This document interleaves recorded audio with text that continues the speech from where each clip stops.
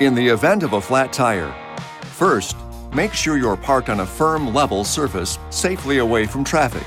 Avoid ice or slippery areas. Turn the ignition off, turn the hazard lights on, and set the parking brake. If possible, block the front and rear of the tire diagonally opposite the jacking position. For example, if you need to change the right front tire, block the left rear tire. You'll find the jack tools and lug wrench in the rear cargo area. To remove the tools, first lift the load floor, then pinch the left side of the hardware storage cover and pull up to remove it. Then remove the toolkit. Now, remove the tire cover if equipped. Find the supplied toolkit inside the center console and use the number T40 Torx head driver to unlock the rear camera cover lock bolt. Turn the bolt once to the left and remove the cover. Now, turn the lug nuts counterclockwise with the lug wrench.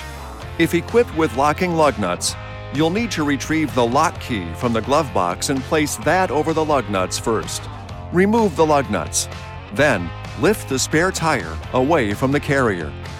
Return to the flat tire and loosen the lug nuts one turn to the left while the wheel is still on the ground. Do not remove them yet. To assemble the jacking tools, connect the jack handle driver to the extension, then to the lug wrench. Place the jack under the axle tube closest to the flat tire as shown. Do not raise the vehicle until you're sure the jack is fully engaged. Now, turn the jack screw to the right and raise the vehicle until the tire just clears the ground, with enough clearance to install the spare tire.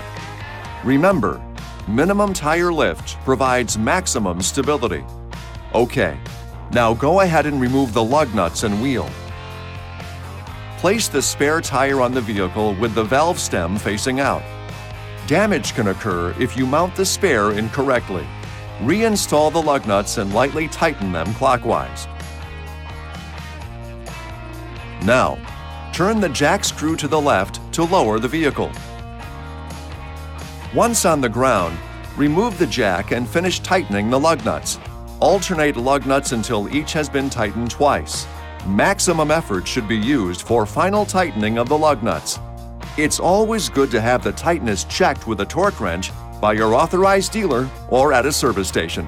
Now, just secure the tire, jack, and tools in their proper locations, and you're ready to go. This video is not intended to take the place of your owner's manual. For complete details and other important safety information, please see your owner's information.